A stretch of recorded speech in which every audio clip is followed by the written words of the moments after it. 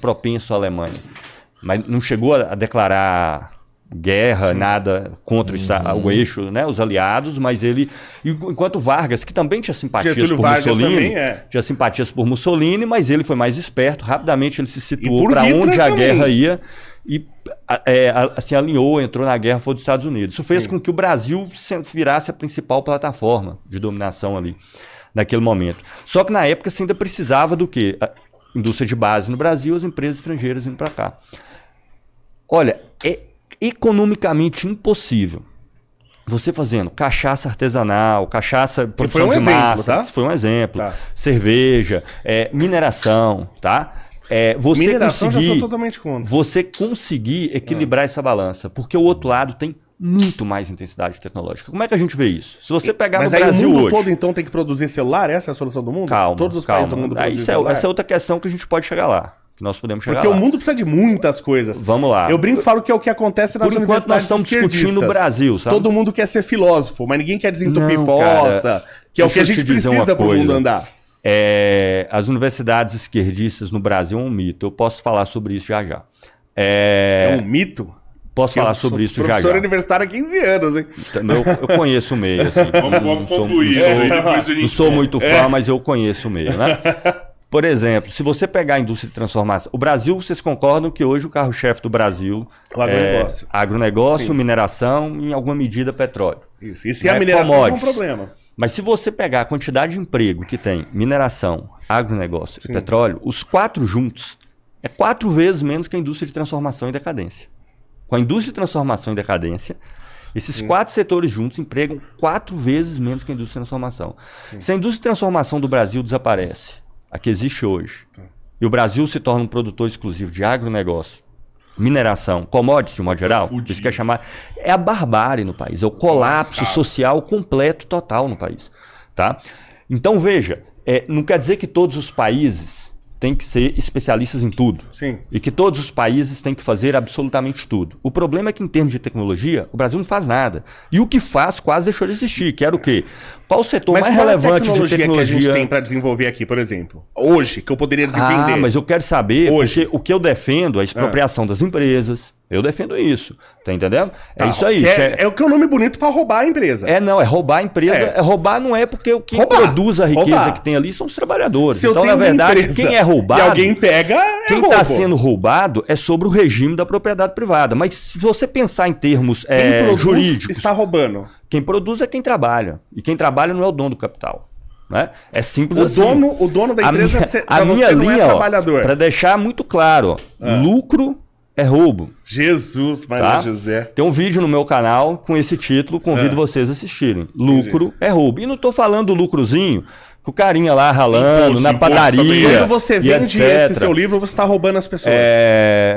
Mas que lucro que eu tenho com isso aí, cara? Não, mas você tem algum lucro. O que eu tô dizendo é o seguinte, olha.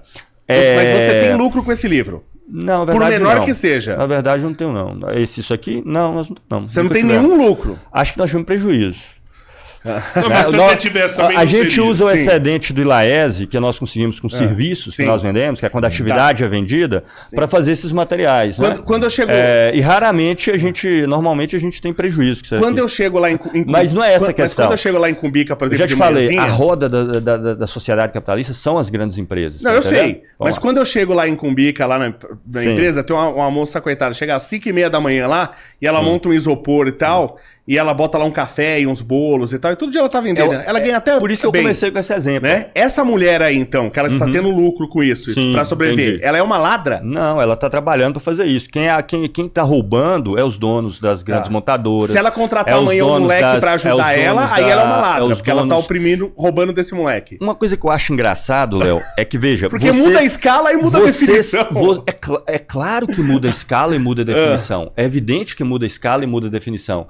Porque a menina que tá lá fazendo café, ela tá trabalhando naquilo, ela tá acordando cedo, ela tá acompanhando aquilo, ela participa disso. E o dono Os acionistas de grandes isso. empresas, eles não são nem sequer administrador das empresas. Eles não inventaram nem as tecnologias que estão sendo utilizadas, que são trabalhadores especializados que desenvolvem, são pagos para isso. E as pequenas empresas? Eles não... Vamos lá. Tem 5 funcionários. Aí a lógica é diferente, muda a escala, aí muda a relação. Aí o dono já não é mais ladrão. Ele participa do processo. Ele é um processo, né? Ele participa do processo. Agora, o que roda a nossa economia, o que roda a nossa sociedade... Você falou que lucro são é roubo, essas você fez essa definição. O que roda a nossa sociedade são essas grandes empresas.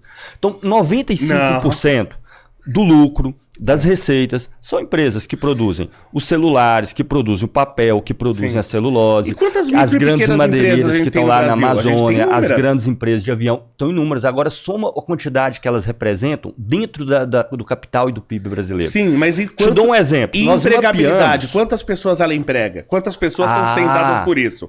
Porque quando você me fala que lucro é roubo, então você está me dizendo que essa moça que chegou às 5h30 da manhã lá para vender café, você está dizendo que ela é ladra. Não, eu estou dizendo... Porque ela está tendo lucro, você está dizendo que ela é ladra. Que o 3G estão roubando. Eu quero expropriar as empresas do 3G. Eu quero expropriar as empresas do Elon Musk. Então algumas pessoas podem lucrar e outras não. É que tem um lucro que ele é imoral. Então você é a favor... Nenhum caso a pessoa está participando do processo, nenhum passo a pessoa está atuando no processo. Então, mas aquilo que nós discutimos ontem a respeito de uma transição. Porque você não pode crescer. Se você crescer, você virou ladrão. Não, pelo contrário. Porque se eu ficar grande, eu virei ladrão. Porque o socialismo não é economia de mercado, realmente, né? Então aqui o crescimento não é individual sobre a base da propriedade privada. Porque se nós estivermos falando da sociedade socialista, essas questões nem se colocam. Então é uma outra relação completamente diferente. Mas voltando, né? Vamos perder aqui o fio da meada, né? A gente estava aqui, então, o alto valor agregado, a indústria de transformação brasileira em decadência, ela emprega 4 vezes mais do que mineração, agronegócio e petróleo juntos, em decadência. Certo. Isso significa que são atividades mais intensas. E mais, não só empregam mais, como emprega trabalhadores com remuneração, na média, muito mais alta. Tirando petróleo, que tem uma remuneração um pouco mais alta pela Petrobras. Pegarmos mineração e agronegócio, salário mais alto, maior nível de qualificação. Maior quantidade de trabalhadores. Isso significa o quê? Maior intensidade do trabalho. Então... Como resolver isso produzindo uma cachaça, entendeu? Fazendo o que você fala que a gente é bom.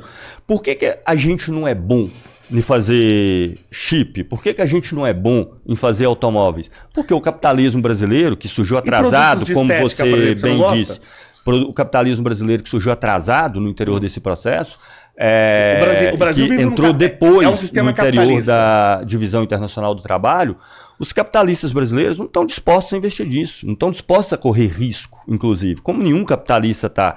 Não está disposto a fazer investimento tecnológico numa área que depende de décadas para que você possa realmente acumular a tecnologia para poder produzir aquilo.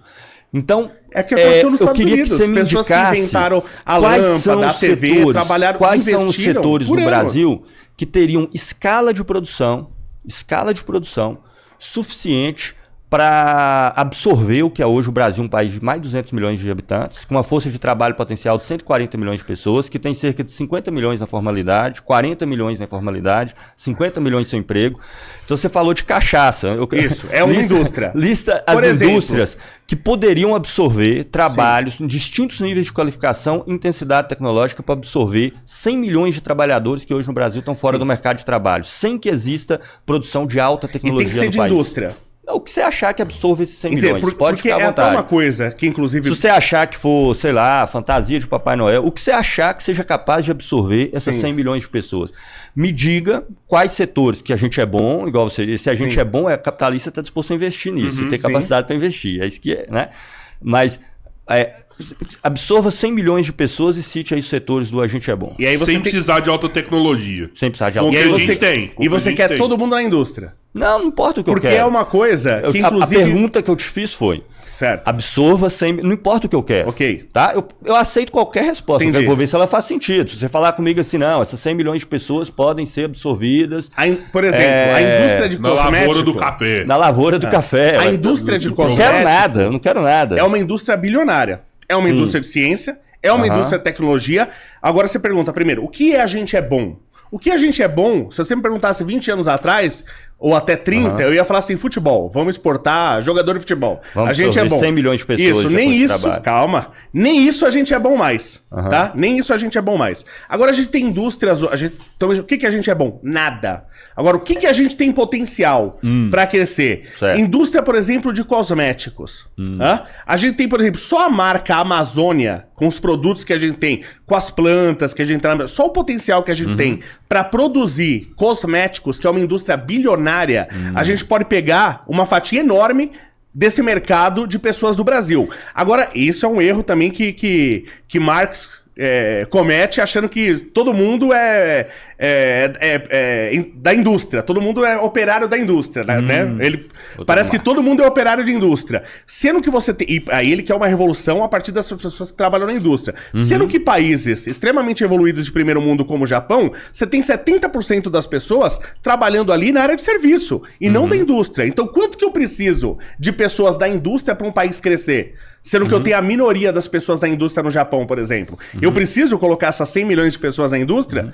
Mas como eu falei, a gente tem um potencial absurdo de bebidas, a gente tem um potencial absurdo aqui, por exemplo, para cosméticos, que a gente não utiliza.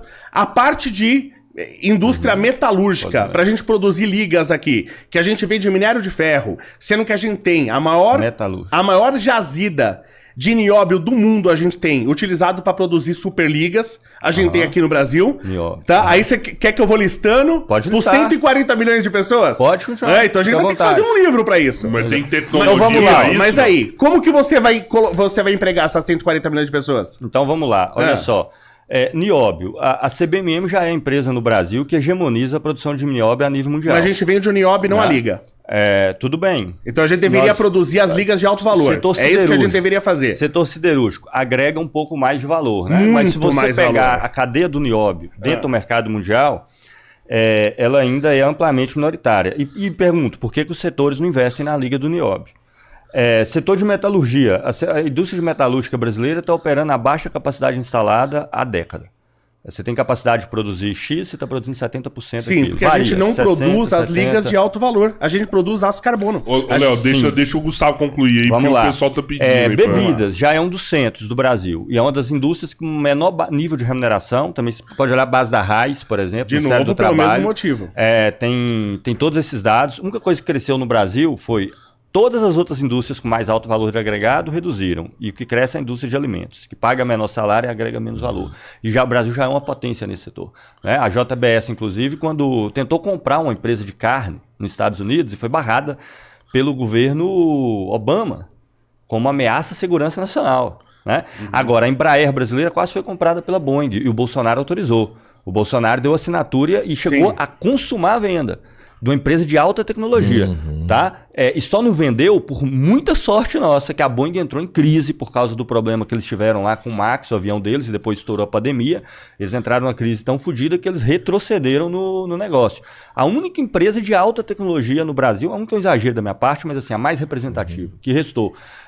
E o Brasil, o governo tinha uma joint venture, que ele podia barrar essa venda da Embraer, que já tem acionistas, a maioria estrangeiro, tá? Mas que o controle tecnológico está aqui, é sediada aqui, feita pelos engenheiros brasileiros.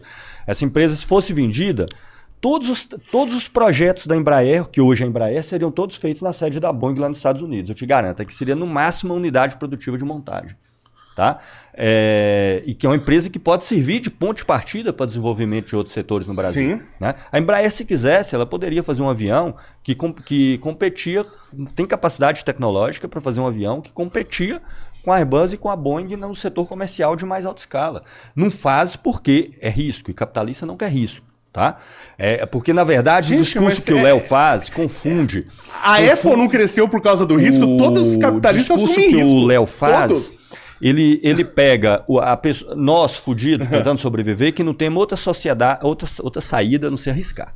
Todos. Quem mais arrisca na sociedade é o trabalhador, que corre risco de perder o emprego e não ter onde morar e viver no dia seguinte. Você sabe que isso é natural do ser humano, ele arriscar para sobreviver, né? E outros setores tentam empreendimentos de pequena escala. Quem não arrisca? Grandes empreendedores. Esses não arriscam.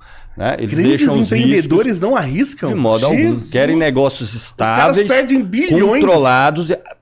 pela loucura que é o capitalismo. Nós podemos voltar nisso aí já bilhões em arriscando. Os investidores perdem bilhões todos os anos, porque os caras investem em vários negócios, você tem programas sobre isso. É que isso é tão absurdo que você falou agora, você tem programas na TV. Mas eles ganham muito mais do que perdem. Porque os caras... Eles fazem vários tiros ali, várias empresas quebram, mas isso aqui dá grana ali, sustenta e paga todos. Ele faz em 10 empresas, 9, ele perdeu dinheiro. Só que a que ele investiu e deu certo, deu dinheiro, ele recuperou. Então vale a pena, então não é negócio de risco. Isso. Então vamos lá. No total, mas ele arriscou em 10. Os Poderia setores, 10 não dá certo. Os setores que o Léo que isso listou é tão aqui. absurdo. Os setores que o Léo listou aqui, nióbio, metalurgia, cosmético, bebida, alguns deles já são setores que o Brasil está, tá? Em decadência, que operam abaixo da capacidade instalada. Cosmético tem alguma coisinha. As empresas de cosméticos... Então você não vê como crescer em nenhum desses setores. É possível, é possível. Jesus, o setor cosmético a gente não faz quase nada. Dentro do que é a realidade brasileira, o processo de industrialização, isso aqui, se der certo, não faz nem cócega. Jesus. Não faz nem cócega. Assim, nem pode cócega. concluir, depois eu queria Sim. que os dois me posicionassem sobre do que é uma ideia minha, do que poderia ser, por exemplo, uma salvação, mas pode concluir. Tá. Não, aí só um parênteses mesmo, porque o Léo falou muito disso, pessoal, o Brasil se tornou moda falar de Marx ultimamente, né?